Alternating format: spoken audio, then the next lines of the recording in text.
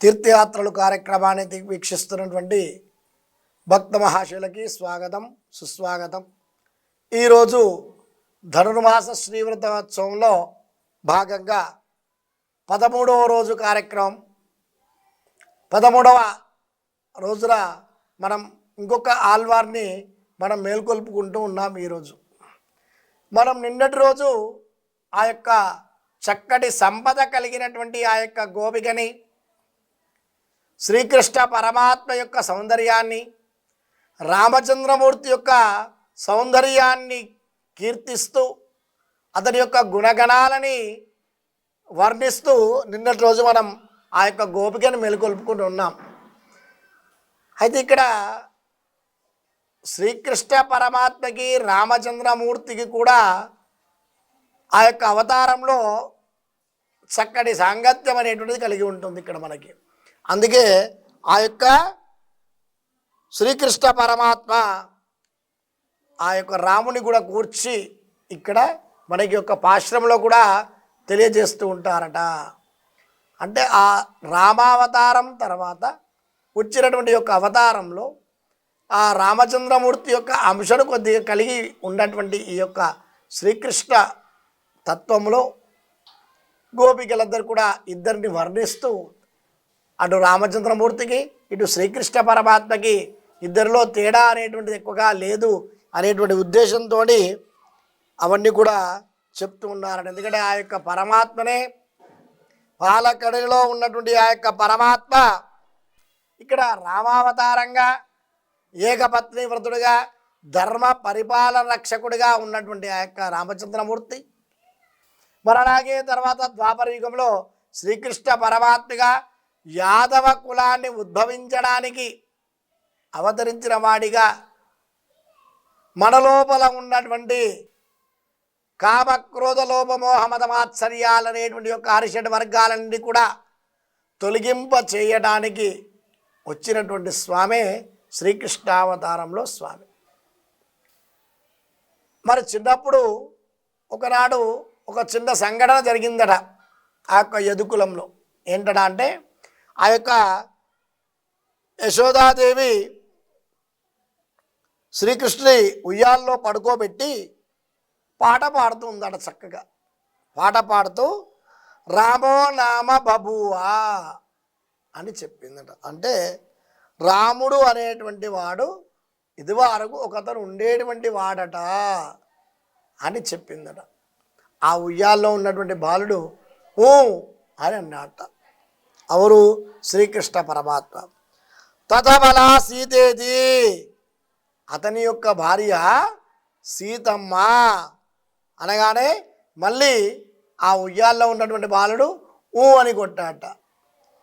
తౌ పితుర్వాచ పంచవటి వడే విహరిత.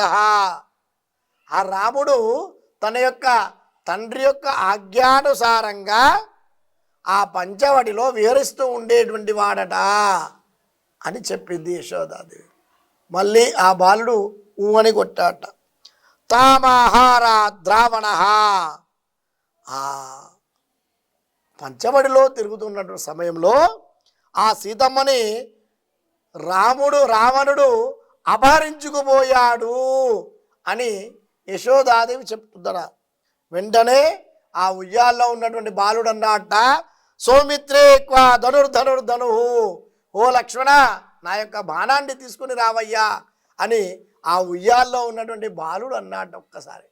అప్పుడు యశోదాదేవి ఆశ్చర్యపోయిందట. ఎక్కడ నా యొక్క ధనుస్సు అంటే కృష్ణావతారానికి రామావతారానికి కూడా ఉన్నటువంటి సంబంధం అటువంటిది.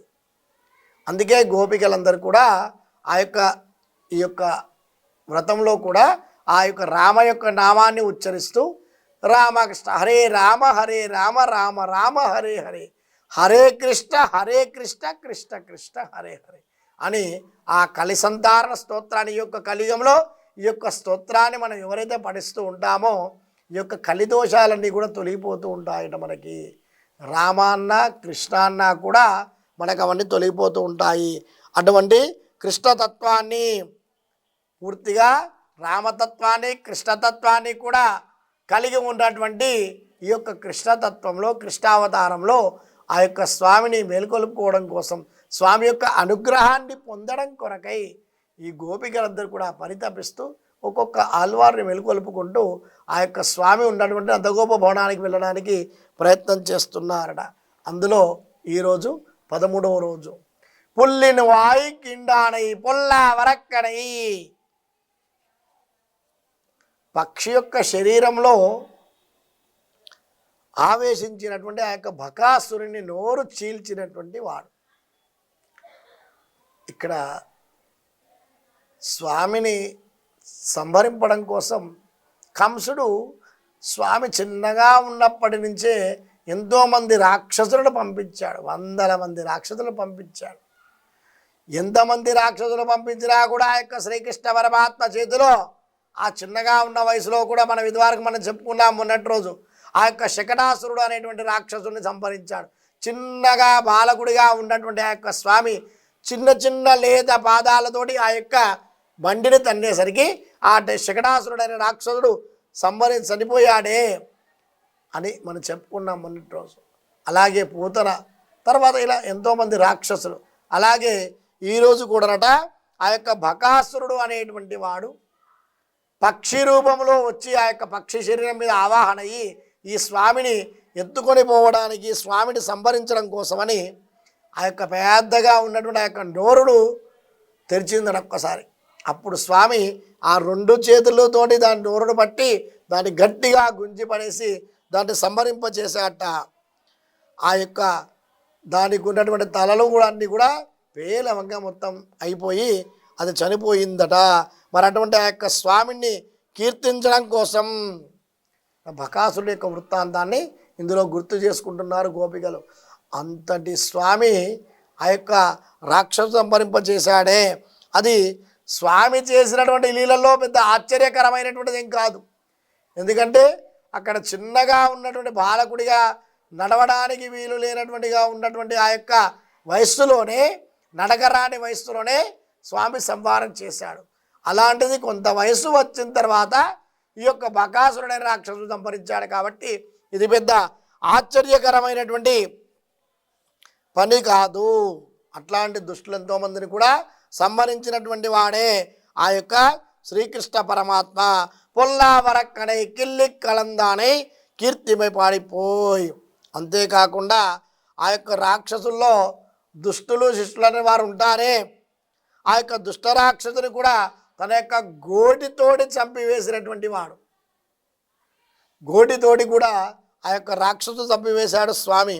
అటువంటి ఆ యొక్క స్వామిని కీర్తించడం కోసం దుష్టుడైనటువంటి రాక్షసులు, అటువంటి రాక్షసులందరూ కూడా సంహరించినటువంటి ఆ యొక్క స్వామిని కీర్తించడం కోసం ఆ యొక్క స్వామి యొక్క నామాన్ని ఉచ్చరించినట్లయితేనే మన లోపల ఉన్నటువంటి దోషాలు దుర్గుణాలన్నీ కూడా తొలగిపోతూ ఉంటాయే. అటువంటి ఆ యొక్క స్వామిని కీర్తించడం కోసం మేమందరం కూడా ఇక్కడికి వచ్చామే. ఎన్నో మంచులో ఎంతోమంది కూడా కలిసి ఒక్కొక్కరి మేలుకొలుపుకుంటూ అవస్థలు పడుకుంటూ మేము ఇక్కడ దాకా వచ్చామే. నువ్వు ఇలా పడుకొని ఉండడం భావ్యంగా లేదమ్మా, లేచి రావాలమ్మా అని ఆ యొక్క రాముని యొక్క కీర్తిని, కృష్ణుడి యొక్క కీర్తిని గోపికలు పొగుడుతూ ఉన్నారు. కీర్తిమై పాడిపోయి. అంతేకాదు మాతో పాటుగా నీవు కూడా వచ్చినట్లయితే మనందరం కూడా కలిసి ఆ స్వామి యొక్క నామాన్ని కీర్తిస్తూ ముందరికి వెళ్దాము. ఏమని? ఓం నమో నారాయణాయ అనేటువంటి ఆ యొక్క తత్వాన్ని, అష్టాక్షరి మంత్రాన్ని ఎల్లడలా కూడా తెలియజేసేటట్టుగా మనందరం కూడా అక్కడికి వెళ్ళి ఆ స్వామిని స్తుతిస్తూ ఉండాలి. అందుకే నువ్వందరం కూడా నువ్వు లేచి రావాలమ్మా. అంతేకాదు పిల్లేగలెల్లారం పావైకులం బుక్కార్. ఇక్కడికి నేను ఒక్కదాన్నే రాలేదమ్మా, నాతో పాటుగా ఎంతోమంది కూడా ఇక్కడ పిల్లలందరూ కూడా ఈ యొక్క వ్రతం చేయడానికి ఇక్కడికి వచ్చి కొంతమంది అక్కడ వెళ్ళిపోయారు ఆ స్వామిని పొందడం కోసమని. నీవు వస్తే నీతో పాటుగా మేము కూడా వెళ్ళడానికి అవకాశం కలుగుతూ ఉంటుంది. వెళ్ళి యశంతు వ్యాస్ మురంగిత్తు. అమ్మా, శుక్రుడు ఉదయిస్తున్నాడు, తర్వాత గురువు అస్తమిస్తున్నాడు. శుక్రుడు దేవతలకు గురువు, గురువు రాక్షసుల గురువు. ఇక్కడ శుక్రుడు ఉదయిస్తున్నాడు అంటే ఆ తూర్పు దిక్కున శుక్రుడు ఉదయిస్తున్నాడు అంటే వారిలో ఉన్నటువంటి జ్ఞానం అనేటువంటిది ప్రకాశం కలుగుతూ ఉంటుంది, మన లోపల సత్వగుణము ఉద్భవిస్తూ ఉంటుంది. అదే గురుడు అస్తమిస్తున్నాడు అంటే సంధ్యా సమయం అవుతుంది, మన లోపల తామసం అనేటువంటిది ఏర్పడుతూ ఉంటుంది. మరి అటువంటి దాన్ని కూడా కీర్తించడం కోసం ఇక్కడ ఆ యొక్క స్వామిని కీర్తిస్తున్నారు. అలా కలుగుతుందమ్మా, అందుకోసం నువ్వు లేచి రావాలి. పుల్లుం శిలంబిడగాన్, అంతేకాదు ఆ ఉదయం అవుతుందని తెలియగానే ఆ పక్షులన్నీ కూడా ధ్వనులు చేసుకుంటూ వాడి యొక్క గూడిలో నుంచి ఆహారాన్వేషణ కోసం వెళ్తున్నాయమ్మా. అంతేకాదమ్మా, మొన్న భాషణాల్లో మనం చెప్పుకున్నాం మొన్నటి రోజు నాడు, ఎందుకంటే ఆ యొక్క పక్షులన్నీ కూడా కూకు శక్తులు శబ్దాలు చేస్తున్నాయి. కీసి కీషన్ నింగు మాడై చాత్తన్ కలందు పేసిన పేచరం అని చెప్పుకున్నాం. తర్వాత కీశ్వాణం వెళ్ళిండు అని ఆ యొక్క భారద్వాజ పక్షుల గురించి మనం చెప్పుకున్నామే. అటువంటి ఆ యొక్క పక్షులన్నీ కూడా ఆ యొక్క అక్కడికి ఆహారాన్వేషణ కోసం వెళ్తున్నాయమ్మా. అందుకే సూర్యవెదును లేచి రావాలమ్మా అన్నారు గోపికలందరూ కూడా. ఆ పక్షులన్నీ కూడా ఆచార్యులతో సమానమైనటువంటి ఆ యొక్క పక్షులు. అందుకే ఆ పక్షుల శబ్దంలో ఆచార్యుల స్తుతిస్తూ మనం ముందడికి వెళ్తున్నామే. అవి ఒకరి విడిచి ఒకటి విడిచిపెట్టి ఉండకుండా ఆహారాన్వేషణకు వెళ్తున్నట్టు సమయంలో అవి ముచ్చటింటి కూడా వెళ్తూ ఉంటాయి. అటువంటి ఆ యొక్క పక్షుల యొక్క శబ్దాలు వినబడుతున్నాయి. లేచి రావాలమ్మా, లేచి వచ్చి నీ యొక్క నేత్ర సౌందర్యాన్ని మాకందరికి కూడా చూపించి మమ్మల్ని జ్ఞానులుగా చేసి ఆ స్వామి దగ్గరికి తీసుకుని వెళ్ళడానికి నీ యొక్క అవకాశం మాకు కావాలమ్మా అంటున్నారు. పోదరి కన్నినాయ్, ఏమమ్మా తామర పువ్వుడు పోలినటువంటి కండులు కలిగినటువంటి దానా. ఇక మామూలుగా పిలిస్తే వచ్చేటట్లేదు. సరే, ఈ యొక్క గోపిక యొక్క సౌందర్యాన్ని కొద్దిగా వర్ణిస్తూ మనం ముందరికి వెళ్దామని ఏమంటున్నారు, ఆ యొక్క తామర పువ్వులు పోలినటువంటి కళ్ళును కలిగినటువంటి దానా. శ్రీకృష్ణ పరమాత్ముడి యొక్క నేత్రములు కూడా అటువంటివే, సీతమ్మ వారి యొక్క నేత్రాలు కూడా అంత గొప్పనైనటువంటివే. పోదరి కన్నినాయ్ అంటే ఆ తుమ్మెద తామర పువ్వుల మధ్యలో ఆ తుమ్మెద వచ్చి జుంకారం చేసుకుంటూ ఏ విధంగానైతే ఆ మకరందాన్ని స్వీకరిస్తూ ఉంటుందో, ఆ యొక్క నీ కన్నులలో ఉన్నటువంటి నల్లని గుడ్డు అనేటువంటిది ఏదైతే ఉంటుందో, పోరి అనేటువంటి అది ఆ యొక్క తత్వాన్ని పూర్తిగా తెలియజేయడం కోసం అటువంటి చక్కటి నేత్ర సౌందర్యాన్ని కలిగినటువంటి ఆ యొక్క నేత్రాలను చూసేసరికి ఆ తుమ్మెద ఆ పుష్పాలు విచ్చుకునేసరికి అక్కడికి ఆకర్షణగా వచ్చి తుమ్మెద అందులో వాలిపోతూ ఉంటుంది. అలాగే నీ యొక్క నేత్రాలను చూసినట్లయితే ఆ స్వామి నీకు వశమయ్యి ఆ స్వామిని వశపరుచుకునేటువంటి శక్తి నీ యొక్క నేత్రాలకు ఉందమ్మా. అందుకే నువ్వు రావాలి, వచ్చి మమ్మల్ని అందరికి కూడా తీసుకొని ఆ స్వామి వద్దకు వెళ్ళాలి. అంతటి శక్తి కలిగినటువంటి దానమమ్మ నువ్వు. అందుకే లేచి రావాలి. కుళ్ళి కుడిర కుడెందు నీరాడాదే పల్లిక్కిడతీయో. అంతేకాదమ్మా, చల్లగా చల్లబడినట్లు మునిగి స్నానమాడక పాన్పై పడుకొని ఉన్నావా. ఏమమ్మా, మేమందరం కూడా స్వామిని పొందాలని ఇక్కడ వచ్చి చలిలో ఉన్నామే మంచులో. మరి నువ్వు స్వామిని పొంది అలాగే ఆ స్వామి యొక్క తత్వంలో పరిపూర్ణంగా మునిగిపోయి స్వామి యొక్క నామం చేత స్వామిని ఆలింగనం చేసుకొని పవలించి ఉండి తర్వాత స్వామి వెళ్ళిపోయిన తర్వాత అలాంటి ఆనందాన్ని అనుభవిస్తూ అలాగే పడుకొని ఉన్నావా అమ్మా. అలా ఉండడం భావ్యం కాదమ్మా. ఎందుకంటే మేమందరం కూడా ఇక్కడ నీకోసమని కాచుకొని కూర్చున్నాము. ఈ యొక్క పరమాత్మ అనేటువంటి వాడు శ్రీకృష్ణ పరమాత్మ నీకు ఒక్కదానికే కాదమ్మా, మనందరికి కూడా సంబంధించినటువంటి వాడే. ఈ పరమాత్మ మనందరి యొక్క సొత్తు, మనందరికీ అధికారం ఉంది. కాబట్టి అందరం కూడా కలిసి ఆ యొక్క స్వామిని పొందాలి. అంతేకాకుండా ఆ పద్మములు పోలినటువంటి కళ్ళులు కలిగినటువంటి ఆ యొక్క స్వామి నిన్ను చూసేసరికి నీ యొక్క నేత్రాలు కూడా విచ్చుకునేసరికి ఆ స్వామి లోపల కూడా చక్కటి ఆ తామర పువ్వులు విచ్చుకున్నట్లుగా ఆనందం అనేటువంటి ఉద్భవిస్తూ అది ద్వారా అప్పుడు మనకందరికి కూడా కావాల్సినటువంటి ఆ యొక్క అనుగ్రహాన్ని కలిగింపచేస్తాడు కదా అమ్మా. అందుకే నువ్వు లేచి రావాలమ్మా అని చెప్పేసి గోపికలందరూ కూడా ఆ పాశ్రంలో ఈరోజటి పాశ్రంలో మన ఆచార్యులందరూ కూడా మేలు కలుపుకొని ముందరికి వెళ్తున్నారు.